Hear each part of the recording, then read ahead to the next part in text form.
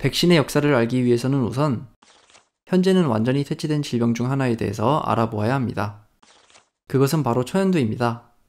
천연두는 1980년 세계보건기구에 의해서 완전히 퇴치되었음이 선언되었고 이후에는 더 이상 진단되지 않고 있지만 그 이전까지는 지구상에서 수억 명의 사망자를 낳은 치명적인 질병이었습니다. 천연두에 걸리면 얼굴과 몸에 수백 개의 수포가 생겼고 이후 살아남더라도 일명 마마 자국이라 불리는 흉터가 평생 남는 경우가 흔했습니다. 이미 기원전 1100년경 중국에서 천연두에 의해 사망한 흔적이 발견될 정도로 천연두는 오랜 시간 동안 인류의 역사와 함께한 질병이었습니다. 아시아를 중심으로 발병한 천연두는 이후 시간이 지나면서 기원 후 1000년을 전후해서 유럽에도 도착합니다. 유럽에 도착한 천연두는 이 병에 대한 면역력이 없었던 유럽인들에게 치명적인 피해를 끼치게 됩니다. 예를 들어 1241년 덴마크의 한 선박에 의해 아이슬란드에 전파된 천연두는 불과 몇 주 만에 2만 명의 생명을 앗아가는데 이는 당시 아이슬란드 전체 인구의 40%였습니다.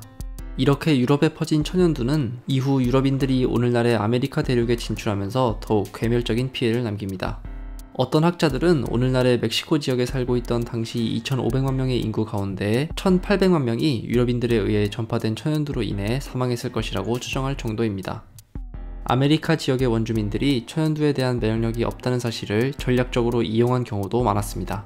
1763년, 그러니까 북아메리카의 영국 식민지들이 아직 영국으로부터 독립하기 이전 영국군 장군들은 원주민들을 몰아내기 위해서 천연두 환자들이 덮었던 이불들을 원주민들이 이용하게끔 작전을 세우기도 했습니다. 한편 천연두는 유럽 대륙에서도 여전히 맹위를 떨치고 있었습니다. 18세기 동안 독일에서는 평균적으로 매년 7만 명 정도의 어린아이들이 천연두로 목숨을 잃었다고 평가되고 있고 유럽 전체적으로는 약 2천만 명 이상이 사망했을 것이라고 추정될 정도입니다.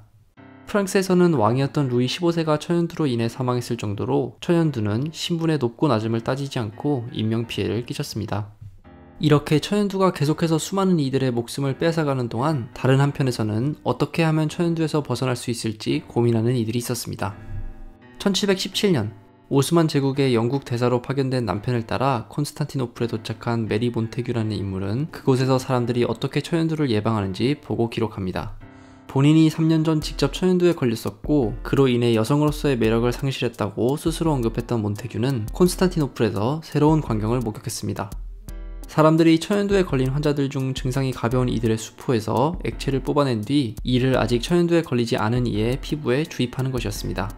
몬테규는 현지인들로부터 이렇게 할 경우 수포에 액체를 주입받은 이들이 대부분 가벼운 흉터만 남은 채 미래에 다시 천연두에 걸리지 않는다는 이야기를 들었습니다. 영국으로 돌아온 몬테규는 자신이 목격한 것을 적극적으로 알렸고 1722년에는 영국의 왕 조지 1세가 당시 영국의 공주들에게 이런 예방법을 사용해도 좋다고 허락하기까지 했습니다. 그러나 이 새로운 예방법에도 문제는 있었습니다. 새로운 예방법을 시행하는 과정에서 대상이 된 사람들 중 약 2.5%가 사망한 것입니다. 이는 자연적으로 천연두에 걸렸을 때보다는 몇 배나 치사율이 낮은 것이었지만 그럼에도 불구하고 여전히 이 방법이 완전치 않다는 것을 잘 보여주었습니다. 때문에 진정한 의미에서의 백신이 등장하기 위해서는 18세기 말까지 시간이 필요했습니다. 1796년 영국의 의사였던 에드워드 제너라는 인물은 천연두에 대해서 고민하던 와중에 시중에 떠도는 한 소문을 접하게 됩니다.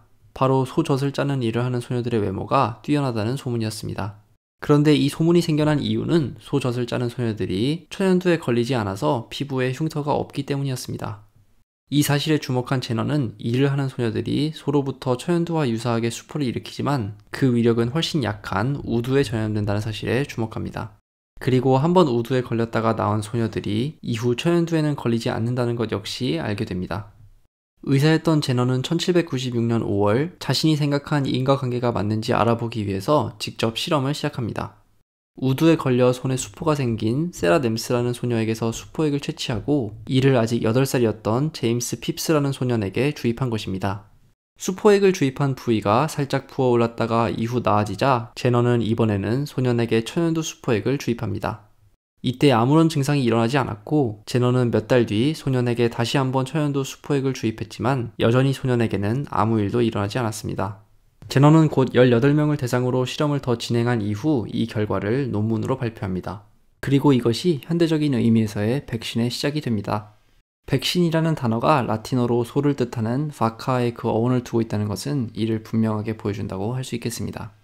제너의 논문과 그 결과는 빠르게 유럽 대륙 전체에 알려집니다.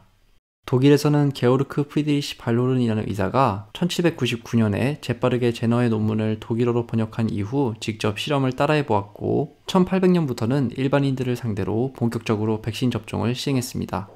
이후 유럽 대륙 전체적으로 빠르게 백신 접종이 확산되었고 1805년 나폴레옹은 자신의 군대 전체에게 백신을 접종하라는 명령을 내리기까지 했습니다. 1867년에는 영국에서 그리고 1874년에는 독일에서 천연두에 대한 백신을 접종하는 것이 법적인 의무가 될 정도로 19세기가 지나면서 백신 접종은 일반적인 현상이 되었습니다. 그러나 모두가 백신이 확산되는 것을 반기기만 한 것은 아닙니다. 많은 이들은 동물에서 추출한 액을 인간에게 주입함으로써 천연두를 예방할 수 있다는 것을 도저히 받아들일 수 없었고 이를 단순한 미신으로 치부했습니다. 초기까지만 해도 이는 백신의 효과가 아직 모두가 믿을 수 있을 만큼 광범위하게 검증되지 않았기 때문이기도 했습니다. 때문에 심지어 오늘날 모두가 위대한 철학자로 인정하는 임마누엘 칸트도 백신에 관련된 소식을 들은 초기에는 백신에 대한 의구심을 드러내기도 했습니다. 1797년, 그러니까 제너가 막 백신의 효과를 밝히고 있었을 무렵 칸트는 백신을 접종한다는 것은 불확실성에 스스로의 목숨을 맡기는 것이라며 윤리적인 차원에서 백신에 대한 회의감을 표현했습니다. 칸트는 뿐만 아니라 개인들이 알아서 자발적으로 받는 백신 접종이 아니라 국가에 의해서 의무적으로 이루어지는 백신 접종이 정당화될 수 있는지에 대해서도 초기까지만 해도 확실한 답을 하지 못했습니다. 그런데 백신에 대한 의구심이 제너가 백신에 대한 연구 결과를 발표한 이후 초기에만 있었던 것은 아닙니다. 독일에서는 고트로프 니팅거라는 슈투트가르트 지역에서 활동하는 의사가 백신 접종을 단순한 미신의 발로라고 주장하며 수많은 논문과 칼럼을 기고했고 1850년대까지도 이에 반대하는 움직임을 조직했습니다. 게다가 이런 움직임을 따르는 이들이 단순히 과학적 지식을 배우지 못한 이들로만 이뤄졌던 것도 아니었습니다. 이런 움직임에는 일반인들 뿐만 아니라 다른 의사들, 부를 쌓은 상인들, 그리고 법학자들 등의 엘리트 계층도 동참했습니다. 앞서 말씀드린 대로 1874년 독일에서 백신 접종이 의무화되자 일부 의사들은 백신에 반대하는 의사협회를 결성해서 조직적으로 이에 반발하기도 합니다. 이들은 자체적으로 잡지를 발간해서 대중에게 자신들의 입장을 전달하기도 했습니다. 게다가 어떤 이들은 백신이 유대인 의사들이 돈을 벌기 위해 만들어낸 것이라는 음모론을 펼치기도 했습니다. 이런 음모론을 믿는 사람들이 있었던 이유는 무엇일까요? 다양한 이유가 있을 수 있지만 오늘날 백신 반대론자들의 경우와는 다르게 당시 사람들에게는 백신 접종을 걱정해야 할 이유가 아예 없었던 것은 아닙니다. 이는 당시까지만 해도 백신 접종이 위생적으로 청결하지 못한 상태에서 이루어지는 경우가 종종 있었기 때문입니다. 예를 들어서 프로이센의 농촌에서는 대부분 의학을 배우지 못한 지역 선생님이나 목사들이 백신 접종을 담당했습니다. 위생에 대한 관념이 떨어졌기 때문에 이들은 백신을 접종하다가 백신이 마를 것 같으면 자신의 침을 섞거나 소독을 제대로 하지 않고 연속으로 서로 다른 사람들에게 백신을 접종하기도 했습니다. 때문에 천연두에 대한 백신을 접종받은 아이가 갑자기 이후 매독에 걸렸다는 사례가 소문으로 떠돌기도 했습니다. 이런 사례들이 당시 사람들에게 막 새롭게 존재를 알게 된 소에서 성분을 추출했다고 알려진 백신이라는 존재에 대한 혼란감을 줄 수 있었다는 것은 쉽게 짐작할 수 있습니다. 지금 화면에 보이는 그림은 백신을 접종받은 이후 몸의 일부가 소로 변하는 모습을 보여주고 있는데 당시 사람들의 혼란스러움을 단적으로 잘 보여준다고 할 수 있겠습니다. 한편 백신 접종에 대한 이런 반발은 역설적으로 백신으로 인해 천연두의 발병과 위험이 줄어들게 되면서 더 확대되기도 합니다. 인구에서 많은 비중이 백신을 접종받게 되면서 천연두의 발병 빈도 자체가 줄어들자 백신을 반대하는 이들의 눈에는 천연두 자체보다 백신의 위험성이 더 크게 느껴진 것입니다. 결국 백신에 대한 반발의 역사도 백신 자체의 역사만큼이나 오래된 셈입니다.